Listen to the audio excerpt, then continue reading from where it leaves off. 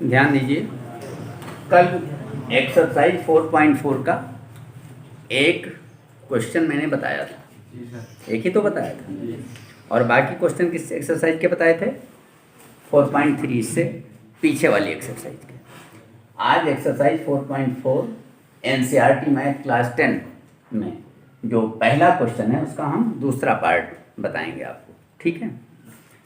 निर्देश लिखा हुआ है, इन प्रश्नों में क्या करना है वो निर्देश लिखा हुआ है। निम्न द्विघात समीकरणों के मूलों की प्रकृति ज्ञात करिए, पहला काम, और यदि मूलों का अस्तित्व हो तो उन्हें ज्ञात कीजिए। कल भी मैंने बताया था। इन प्रश्नों में आपको दो काम करना है। कौन से दो काम करने हैं? एक तो मूलों की प्रकृति ज्ञात करनी है, ठीक है ना। मूलों की प्रकृति आप ज्ञात करेंगे तो आपको पता चलेगा कि मूल वास्तविक है, असमान है, समान है, वास्तविक नहीं है, क्या है, ये आपको पता चल जाएगा। और फिर आगे लिखा हुआ यदि मूलों का अस्तित्व हो तो उन्हें ज्ञात करिए।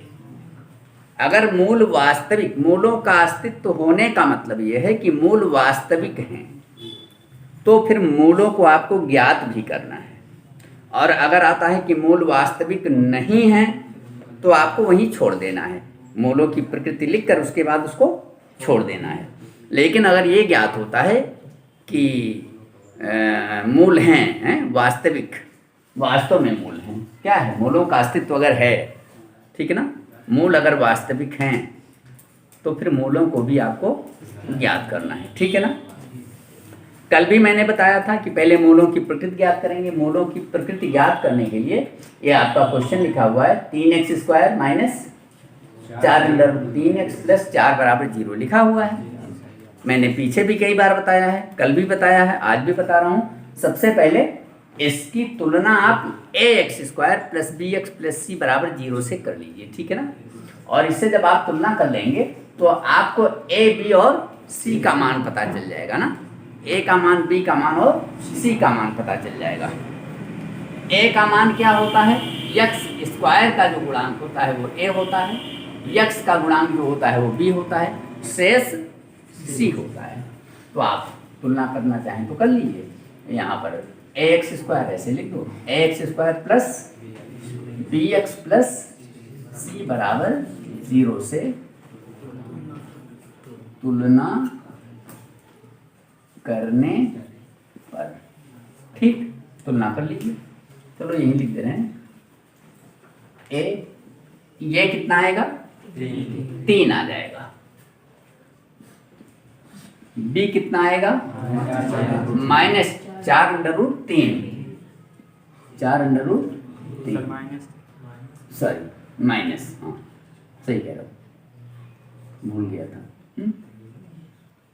माइनस लगा दिया, माइनस 4√3। और c कितना है? c बराबर 4 हो गया। a b c का मान पता चल गया। अब इस a b c का मान लेके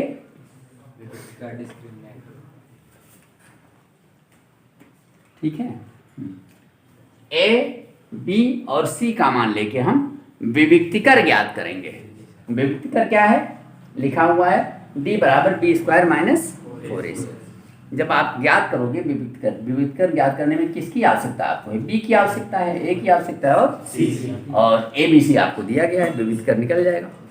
विविक्तिकर जब ज्ञात हो जाएगा तो या तो विविक्तिकर का मान 0 आएगा, 0 आएगा तो हम क्या लिखेंगे? मूल वास्तविक समान या समान वास्तविक। और मान लो 0 ना आवे, 0 से ज़्यादा आ जाए यानी प्लस में आ जाए, तब क्या लिखेंगे? मूल असमान वास्तविक। और मान लो 0 से कम चला जाए, माइनस में चला जाए, तब क्या लिखेंगे? मूल असमान वास्तविक नहीं, अधिकल्पित हैं, इमेजिनरी, नॉट रियल, कुछ भी, ठीक है। आइए यहाँ ध्यान दीजिए। तो b कितना है? माइनस 4√3 है, इसका स्क्वायर कर दो, फिर माइनस लगा दिया मैंने, फिर 4 लिख दिया। ये कितना है? 3, और फिर c कितना है? 4। यहाँ पर आ जाओ, देखो माइनस है ना, माइनस का स्क्वायर प्लस हो जाएगा, और 4√3 का स्क्वायर करोगे 4, 4 का स्क्वायर 4 चौक 16 और √3 का स्क्वायर 3, 16 तो यहाँ कितना हुआ है 48 हो गया 48 है। और यहाँ ये 4 के 12, 12 चौक 48 हो गया। और 48 माइनस 48 ये 0 आ जाएगा। क्या आएगा 0 आ जाएगा। विभक्तिकर का मान क्या आया 0, यानी मूल समान और वास्तविक है। ठीक है, ध्यान दीजिए, मूल समान और वास्तविक है। मूल समान और क्लियर ये बात। अब एक काम आपका हो गया, जो लिखा था कि निम्न द्विघात समीकरणों के मूलों की प्रकृति ज्ञात करिए। प्रकृति आपने लिख दिया कि मूल समान और वास्तविक है। आगे लिखा हुआ है यदि मूलों का अस्तित्व हो तो उन्हें ज्ञात करिए। मूलों का अस्तित्व, यहाँ पर अगर वास्तविक आ गया तो फिर मूलों का अस्तित्व है, अब उसे ज्ञात करना है। कैसे ज्ञात करोगे? मूल ज्ञात करने का मतलब इसमें x की वैल्यू आपको निकाल देनी है, हल करना है। ठीक है, और x की वैल्यू निकाल देनी है। अब चाहे तुम गुणनखंड से निकाल दो, चाहे सूत्र से निकाल दो, चाहे पूर्ण वर्ग बना के निकाल दो। अब क्योंकि यहाँ पर b² - 4ac हमने निकाल लिया है, नहीं निकाल लिया तो सूत्र से निकाल दे रहा हूँ, क्योंकि d बराबर -b प्लस माइनस √b², उसमें इसका उपयोग हो जाएगा। ठीक है ना। देखो कैसे, आइए सूत्र लिख दीजिए, x बराबर -b plus minus b² - 4ac बटे 2a। क्लियर, ये सूत्र मैंने लिख दिया। इसमें वैल्यू रख दो, माइनस b कितना है, ये तो माइनस मैंने लगा दिया, b कितना है -4 √3 यहाँ लिखा हुआ है, लिख दीजिए -4 √3 ब्रैकेट क्लोज कर दो, प्लस माइनस लगा दो, अंडर रूट लगा दो। ये अंडर रूट कौन सा, ये वाला। अब इसके अंदर क्या लिखा, b² - 4ac। अब तुमको फिर से b का स्क्वायर और 4ac ये सब लिखने की जरूरत नहीं। यहाँ तुमने b² - 4ac तुमने निकाला है, कितना आया 0। b² - 4ac पूरा हल करके 0 आया है, तो यहाँ पर आप 0 सीधे लिख सकते हैं। क्लियर नहीं बात, समझ रहे हो नहीं? और नहीं तो रखोगे फिर उसका स्क्वायर करोगे इस तरह से, है किसमें, इस तरह से करोगे तो आएगा। b² - 4ac आपने यहाँ निकाल लिया 0, तो सीधे इसमें रख दो 0। ठीक ना। और अपान 2a, a कितना है 3 लिख दो। ठीक है, चलिए हो गया। आइए इधर x बराबर माइनस से इस ब्रैकेट को ओपन करोगे, माइनस माइनस क्या होगा प्लस 4√3। ठीक है, और ये देखिए ये √0 का कोई मतलब नहीं है, 0 तो प्लस माइनस ये चीज़ खत्म हो गई, क्योंकि इसका मतलब 0 हो गया। 0 को जोड़ने से या 0 को घटाने से कोई मतलब, किसी संख्या में अगर हम 0 को जोड़ दें कुछ आएगा, पहले वाली संख्या रहेगी। 0 को घटा दें तो भी पहले वाली संख्या रहेगी। तो ये 0 को अगर हम जोड़ भी देंगे घटा कोई फर्क नहीं पड़ेगा, इसलिए हम छोड़ देंगे। नीचे आ गया 2 तिहाई 6, और इसको काट दो, 2 तिहाई 6, 2 दूनी 4, तो ये आ गया x 2 √3 बटे 3, ये आ गया। दोनों मूल समान हैं इसके, क्या है, क्या बताया गया, दोनों मूल समान है, तो दोनों मूल यही आ जाएंगे, 2 √3 बटे 3, 2 √3 बटे 3, यही दोनों मूल आ जाएंगे। ठीक है ना। तो इसके मूल 2 √3 बटे 3 और 2। बात क्लियर हुई नहीं क्लियर हुई? इसके दोनों मूल समान है, मैंने लिखा नहीं लिखा है, तो एक मूल जो निकला वही दूसरा भी आ जाएगा। इसको उतार लो।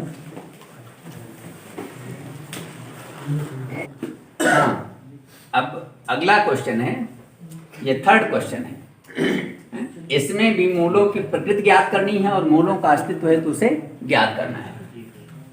क्वेश्चन क्या है, 2x² - 6x + 3 = 0। ठीक है ना। तो पहले मूलों की प्रकृति ज्ञात करनी है, फिर मूलों का अस्तित्व है तो उसे ज्ञात करना है। पहले इसकी तुलना कर दीजिए, ax² + bx + c = 0 तुलना करोगे तो a bc मिल जाएगा। a क्या हो जाएगा 2, b क्या आ जाएगा, b कितना है -6, और c कितना आ जाएगा 3। हो गया, आपको a b c पता चल गया, हो गया। अब आपको क्या करना है, मूलों की प्रकृति याद करना है। मैंने अभी आपको बताया मूलों की प्रकृति याद करने के लिए विविक्तिकर निकालेंगे। क्या करेंगे? और यहाँ मैंने विविक्तिकर लिख रखा है, विविक्तिकर D बराबर बी स्क्वायर माइनस 4ac। चलो b की जगह क्या लिखोगे? -6। ढंग से देखिए, -6 इसका स्क्वायर कर दिया माइनस, फिर क्या लिखा है? 4। a कितना है? 2 और c कितना है? 3। -6 का स्क्वायर करेंगे, -6 का मल्टीप्लाई 36 हो जाएगा। क्या होगा? और 4 दूनी 8 त्रिक 24 आ जाएगा। फिर 36 में से 24 निकल गया, क्या आया? 12 आया। बताइए जरा सा, ये विविक्तिकर जो आया है ये 0 है कि 0 से ज्यादा है? ये धन में है ना, धनात्मक मान है हमारा। धनात्मक मान आता है तो 0 से अधिक होता है। तो मैंने आपको बताया है कि अगर विविक्तिकर 0 से अधिक आता है तो मूल असमान वास्तविक होते हैं। तो इसके मूल क्या होंगे? अतः मूल असमान वास्तविक होंगे। मूल असमान और वास्तविक। क्लियर हुई बात ना? अगर मूल वास्तविक हैं तो इसका मतलब मूलों का अस्तित्व है, और लिखा है कि अगर मूलों का अस्तित्व है तो उन्हें याद करना है। अब चूंकि हमने विविक्तिकर निकाल लिया 12, तो आगे मैंने कई बार आपको बताया है। अब इसमें मतलब इसके मूलों को ज्ञात करने का मतलब है, इसमें मूलों को ज्ञात करने का मतलब है कि x की वैल्यू निकालिए। द्विघात समीकरण के मैंने बताया कितने मूल होते हैं? 2 मूल होते हैं। तो x की वैल्यू निकालनी है, वही मूल हो जाएंगे। x की वैल्यू आप चाहे गुणनखंड से निकाल दीजिए, चाहे सूत्र से निकाल दो, चाहे पूर्णवर्ग बना के निकाल दो। ठीक है, हम किससे निकालेंगे? सूत्र से निकालना है। क्यों निकालना है? क्योंकि हमने विविक्तिकर निकाल ही लिया है और सूत्र में विविक्तिकर की आवश्यकता पड़ेगी, वहां पर उठा के रख देंगे, जल्दी से हल हो जाएगा। क्लियर हुई? हाँ, तो आइए ध्यान में, ये माइनस कर दिया मैंने। क्या किया? माइनस। b है, इसके बाद b कितना लिखा है? -6। चिन्ह का ध्यान रखा करो, ये माइनस ये वाला हो गया और फिर -6 हो गया, प्लस माइनस अंडर रूट का निशान, b स्क्वायर माइनस 4ac। अब इसमें b का स्क्वायर और 4ac ये सब रखने की आवश्यकता नहीं है। b स्क्वायर माइनस 4ac आपने यहाँ निकाला, b स्क्वायर माइनस कितना निकाला है? 12। सीधे यहाँ पर 12 लिख दो। क्लियर हुई बात ना? ये और बटे 2a, 2 और a की आप क्या लिखोगे? यहाँ देखिए 2 लिखा है। हो गया? ध्यान दीजिए, आपस में बात मत करो, ध्यान दो। अगर आप ध्यान देंगे तो निश्चित रूप से आपके समझ में आएगा।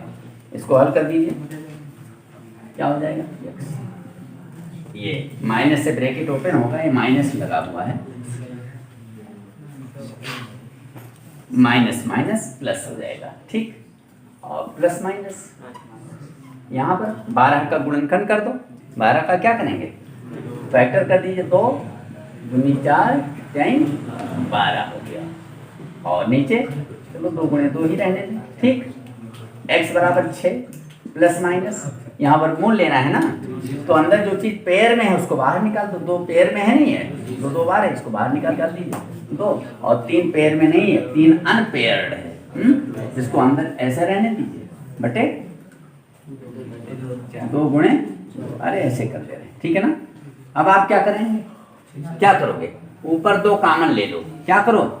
ऊपर 2 कॉमन ले लो। 2 कॉमन ले लोगे तो 2 त्याई और प्लस माइनस 2 2 एक कैंसिल हो जाएगा, अंडर रूट 3 बटे 2 गुणे 1 2 और 1 2 कैंसिल कर दीजिए। ठीक है, क्लियर हुई बात ना? ये 2 2 कैंसिल हो गया, तो x कितना आ गया? 3 प्लस माइनस अंडर रूट 3 बटे 2, ये आ गया। ठीक, समझ में आया? इसमें दोनों मूल हैं। एक बार अगर आप प्लस लेंगे तो हो जाएगा 3 प्लस अंडर रूट 3 बटे 2, और माइनस लोगे तो 3 माइनस अंडर रूट 3 बटे 2 है। मैं लिख दे रहा हूँ, अलग अलग भी लिख दे रहा हूँ। मूल आ जाएगा 3 प्लस अंडर रूट 3 बटे 2। ठीक है ना?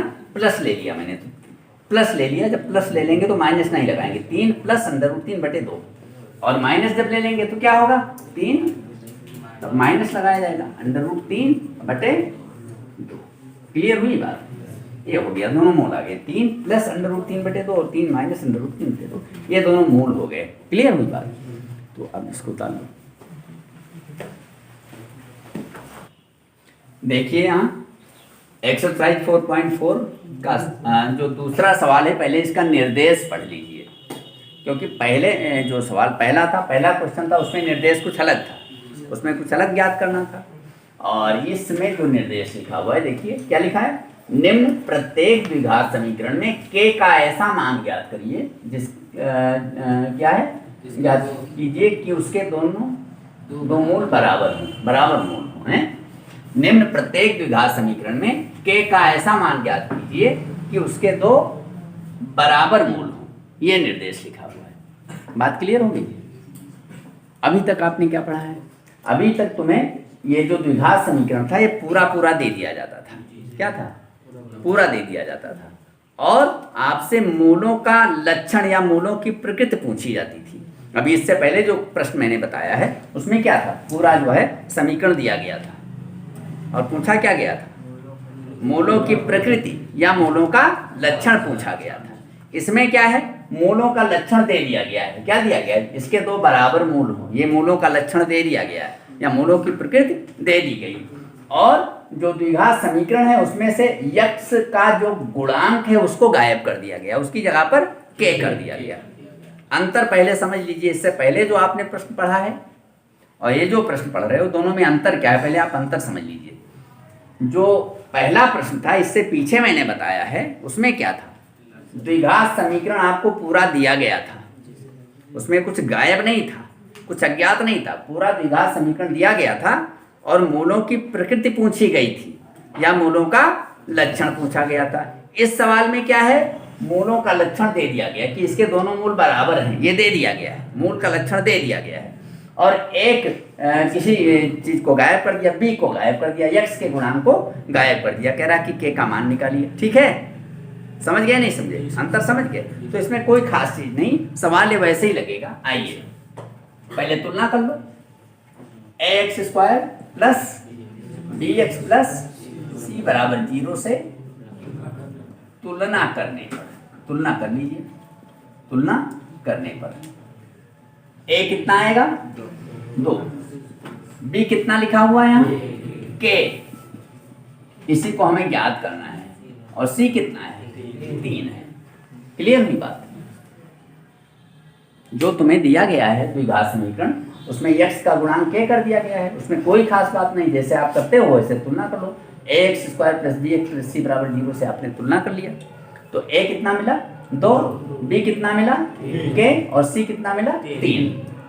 अब हम क्या करेंगे, इसमें देखिए ये समीकरण के जो दोनों मूल हैं, मूलों की प्रकृति दी गई है कि इसके दोनों मूल बराबर हैं। लिखा है नहीं लिखा है? मूल की प्रकृति इसमें दिया गया, मूलों का लक्षण इसमें दे दिया गया कि दोनों मूल बराबर हैं। आपको पता है दोनों मूल बराबर होते हैं तो क्या होता है, d बराबर 0, यानी विविक्तकर का मान 0 होता है। इन्होंने सही बताया। अगर दोनों मूल बराबर होते हैं, मैंने आपको बताया कि अगर b स्क्वायर माइनस 4ac निकालो और अगर वो 0 आता है तो हम लिखते हैं मूल समान वास्तविक, है ना? ठीक है, तभी तो लिखते हैं जब विविक्तकर का मान b स्क्वायर माइनस 4ac का मान जब 0 आता है तो हम लिख देते हैं कि मूल समान वास्तविक। और यहाँ कह रहा है कि मूल समान और वास्तविक हैं, इसका मतलब कि b स्क्वायर माइनस 4ac का मान 0 है, ये आप लेके चलेंगे। ठीक है ना? यहाँ लिख दीजिए मूल समान होने पर, मूल समान होने पर क्या होता है, b स्क्वायर माइनस 4ac, ये विविक्तकर जो है ये 0 हो जाता है। क्लियर हुई बात ना? b स्क्वायर माइनस 4ac ये 0 हो जाता है, विविक्तकर का मान 0 हो जाता है। तो b की जगह क्या लिखोगे, लिखो यहाँ कितना है, k स्क्वायर हो गया, फिर 4, ये 4 कहाँ से आया, फार्मूले में देखो यहाँ लिखा हुआ है, यहाँ से। a कितना है, 2 है, c कितना है, 3 है, ये बराबर 0 हो गया। क्लियर? आइए यहाँ k स्क्वायर कितना हो गया, 4 दूनी 8 3 कितना हो गया, 24 बराबर 0। क्लियर? 24 को पक्षांतर कर दो, उधर चला जाएगा। पक्षांतर में क्या होता है, हाँ, कोई भी चीज बराबर के दाईं तरफ है, बाईं तरफ जाए, बाईं से दाईं तरफ जाए तो उसका चिन्ह बदल जाता है, प्लस होता है तो माइनस हो जाता है, माइनस का प्लस हो जाता है, तो इधर जाएगा प्लस हो जाएगा। 24। क्लियर? कितना हो गया, 24। एक k स्क्वायर बराबर 24 आया है, इसका फैक्टर कर दीजिए, k इंटू k। 24 को 2 दूनी 4, दूनी 8, तिरिक 24 के ले लो। ठीक, ये फैक्टर में से एक ले, यहाँ पर भी जो पेयर है उसमें से ले लो, ये 2 पेयर में आया ना, तो 2 आप ले लीजिए। क्या करोगे, चल नहीं रही।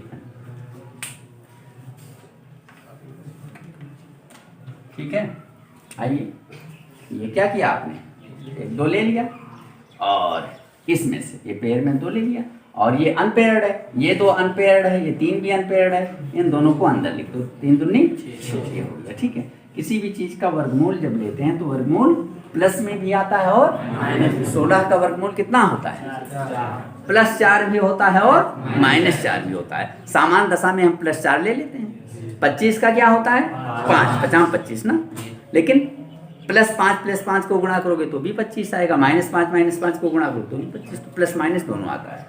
इसलिए मैंने यहाँ कर दिया 2 +- 2 अंदर रूट से 1 का मान आ गया। क्लियर हुई बात, क्लियर हो गया, नहीं क्लियर हुआ? क्या था इसमें मूलों का लक्षण दिया गया था। इस प्रश्न में मूलों का लक्षण दिया गया कि दोनों मूल बराबर हैं, तो k का मान निकालना है। ढंग से जान लीजिए, अगर द्विघात समीकरण पूरा दिया रहेगा तो मूल का लक्षण पूछा जाएगा, और अगर मूल का लक्षण दे देगा तो उसमें से फिर कुछ कम कर देगा, और जिस चीज को कम करेगा कहेगा इसको निकालिए। जैसा कि यहाँ पर था, मूलों का लक्षण दे दिया गया कि मूल बराबर हैं और k का मान निकालो, मैंने निकाल दिया। क्लियर हो गया ना?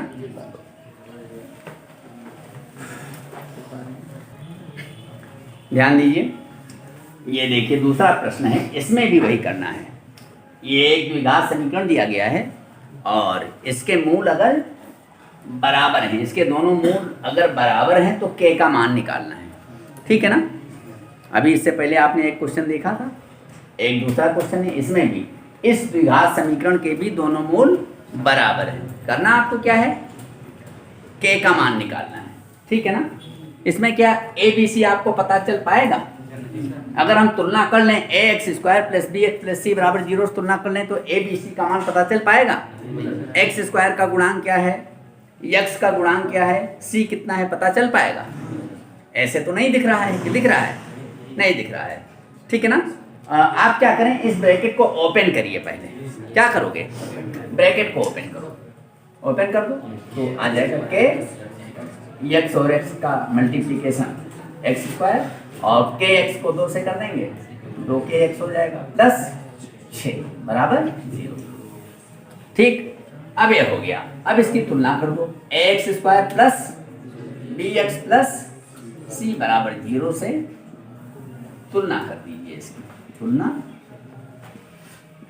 करें। जब तुलना आप करेंगे तो a कितना है, a क्या होता है, x² का गुणांक होता है, यहाँ पे क्या है k।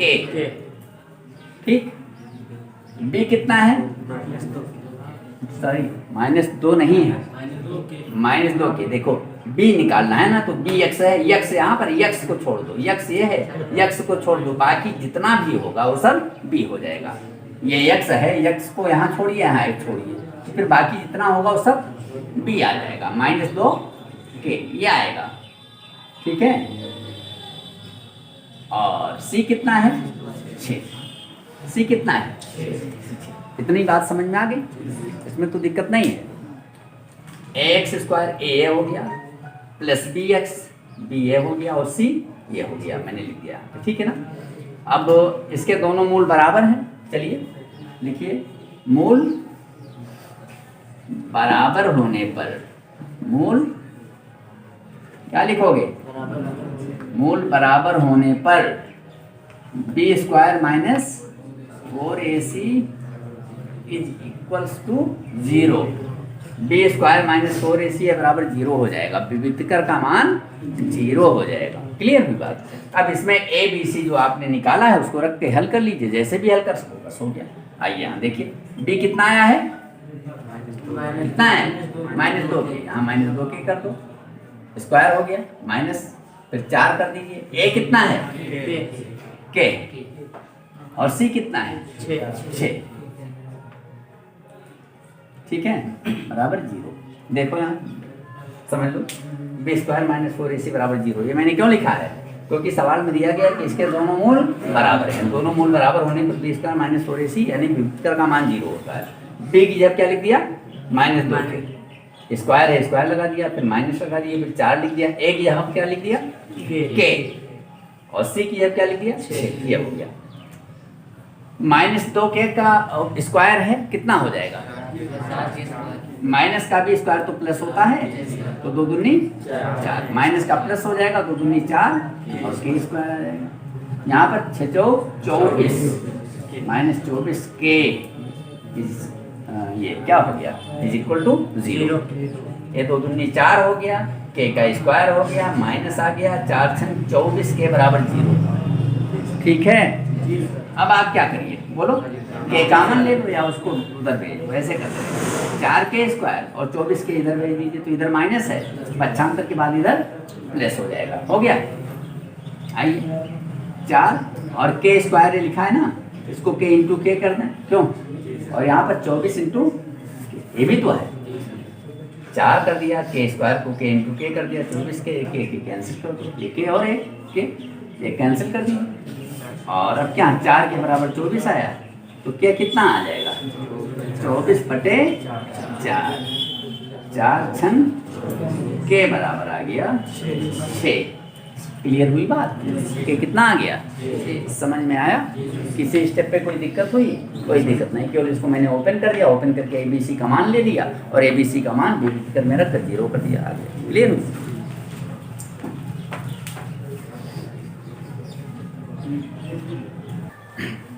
हाँ देखिए, ये एक्सरसाइज 4.4 का तीसरा क्वेश्चन है। इसमें क्या लिखा हुआ मैं पढ़ रहा हूँ, क्या एक ऐसी आम की बगिया बनाना संभव है जिसकी लंबाई चौड़ाई से 2 गुनी हो, लंबाई चौड़ाई से 2 गुनी हो और उसका क्षेत्रफल 800 वर्ग मीटर हो, और यदि है तो उसकी लंबाई व चौड़ाई ज्ञात करो। पहले तो आपको यही पता करना है कि क्या ऐसी बगिया बनाना संभव है जिसमें लंबाई चौड़ाई की 2 गुनी हो और उसका क्षेत्रफल 800 वर्ग मीटर हो। अगर संभव है तो आपको लंबाई चौड़ाई भी निकाल के देनी है, और अगर संभव नहीं है तो आप लिख देंगे कि संभव नहीं है। मेरी बात समझे नहीं? जी सर। प्रश्न में क्या दिया गया है, क्या एक ऐसी आम की बगिया बनाना संभव है जिसकी लंबाई चौड़ाई से 2 गुनी हो, जितनी भी चौड़ाई हो लंबाई उसकी 2 गुनी हो, और बाग का क्षेत्रफल कितना हो 800 वर्ग मीटर हो। ठीक है, अगर संभव है, पहले आप पता करिए कि संभव है कि नहीं है, और अगर संभव है तो आपको लंबाई और चौड़ाई भी देनी है। क्लियर हुई बात। तो यही जो अभी मैंने आपको पीछे बताया, मूलों के लक्षण या मूलों की प्रकृति, कभी कहता हूँ मूल वास्तविक है, कभी कहता हूँ मूल वास्तविक नहीं है, उसी से रिलेट करके ये प्रश्न है। ठीक है ना। अगर मूल वास्तविक होगा तो संभव है, मूल वास्तविक नहीं होगा तो संभव नहीं है। आइए ध्यान दीजिए, मान लो यहाँ पे देखिए, देखता हूँ, माना चौड़ाई मान लो, माना चौड़ाई कितनी है, बाग की चौड़ाई x मीटर, बाग की चौड़ाई मैंने मान ली x मीटर। चौड़ाई मैंने क्यों मान ली, प्रशांत ये बताओ जरा, चौड़ाई क्यों मान ली? बताइए, चौड़ाई क्यों मान ली? क्योंकि चौड़ाई हमको अच्छी लगती है ना, चौड़ाई ज्ञात करनी, लंबाई नहीं ज्ञात करनी है। क्वेश्चन में लिखा है कि लंबाई ज्ञात करोगे तो मारे जाओगे, हैं? क्या लिखा है? उसकी लंबाई व चौड़ाई दोनों ज्ञात करनी, ये लिखा हुआ है ना, हैं? अच्छा मान लो, हैं? ये बताएंगे, 90 बताएंगे। काहे की बगिया बनानी है? आम की बगिया बनानी है, ठीक है ना। और अगर लिखा हुआ है कि ये बगिया बनानी संभव है तो लंबाई चौड़ाई निकालना है, और मान लो आ जाए कि आम की बगिया बनानी संभव नहीं है ना, क्यों, तो क्या लिख देंगे कि अमरूद की बगिया फिर बना सकते हैं कि नहीं बना सकते? हो जाएगा, हो जाएगा क्या? आम की बगिया ना बने तो अमरूद की बगिया बना लीजिए, हैं? क्यों?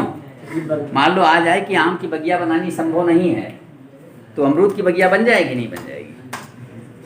बोलो। हाँ, क्वेश्चन में नहीं पूछा है तो कैसे करेंगे?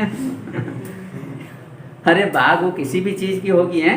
नहीं बनेगी तो ना आम की बनेगी ना अमरूद की बनेगी। और तुम जो बात कह रहे हो वो भी बात सही नहीं है। देखिए यहाँ लिखा हुआ तो देखा करो, तुम लोग तो ऐसे नोट बस। लंबाई चौड़ाई से 2 गुनी है, लंबाई चौड़ाई पर निर्भर है, चौड़ाई मैंने मान लिया तो लंबाई उसकी 2 गुनी कर देंगे, या लंबाई मान लेते तो चौड़ाई को आधा करते, फिर है नहीं है, फिर बटे वटे में जाता तो मैंने एक चौड़ाई, प्रश्न को पढ़ने से लग रहा है कि लंबाई चौड़ाई से 2 गुनी है, तो चौड़ाई मैंने x मीटर मान लिया। तो अतः आपस में बात बिल्कुल न करिए, अतः लंबाई कितनी हो जाएगी, 2x मीटर हो जाएगी। क्लियर, ये m पर मीटर है। क्लियर हो गया ना। और क्षेत्रफल कितना लिखा हुआ है, 800 वर्ग मीटर। बाग का क्षेत्रफल, बाग का क्षेत्रफल बराबर 800 वर्ग मीटर, ये दिया गया है। दिख रहा है नहीं दिख रहा है, सब बहुत हल्का हो गया है, सब दूसरी पेन इस्तेमाल करें। 800 वर्ग मीटर। क्लियर। और क्षेत्रफल क्या होता है, लंबाई गुणे चौड़ाई।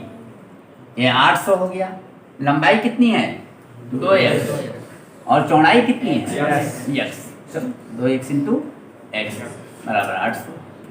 कुछ समझ में आ रहा है नहीं आ रहा है, नहीं आ रहा है। चौड़ाई मैंने x मान ली, लंबाई उसकी दूनी 2x हो गई, क्षेत्रफल 800 वर्ग मीटर है, क्षेत्रफल होता है लंबाई गुणे चौड़ाई, लंबाई और चौड़ाई का गुणा करके मैंने 800 कर दिया। क्लियर। अब यहाँ x इंटू x यहाँ पर रोक लो, ठीक, और 2 से इसको भाग दे देते हैं, 800 बटे 2 कितना आ जाएगा, 400 आ गया, आया। तो x इंटू x है ही है, 400 के भी 2 खंड कर दो बराबर बराबर, 20 इंटू 20, तो x बराबर क्या आ जाएगा, प्लस माइनस 20 आएगा, प्लस माइनस 20। लेकिन बाग की चौड़ाई ऋणात्मक में तो हो नहीं सकती, इसलिए केवल हम प्लस लेंगे। 20 क्या हो गया, 20 आ गया नहीं आ गया। तो ये 20 मीटर क्या आई बताइए, क्या माना था मैंने, x आई, x क्या माना, चौड़ाई। ये बाग की चौड़ाई हो गई, ये बाग की चौड़ाई 20 मीटर आ गई, ठीक। और लंबाई निकाल दो।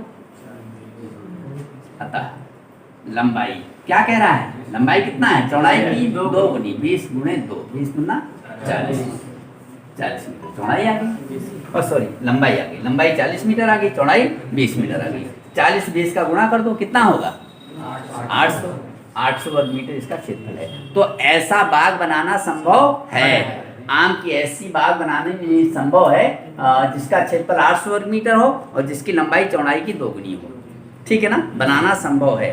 और चौड़ाई कितनी आ जाएगी 20 मीटर, और लंबाई कितनी आ जाएगी 40 मीटर। क्लियर हुई बात, इसको उतार लो।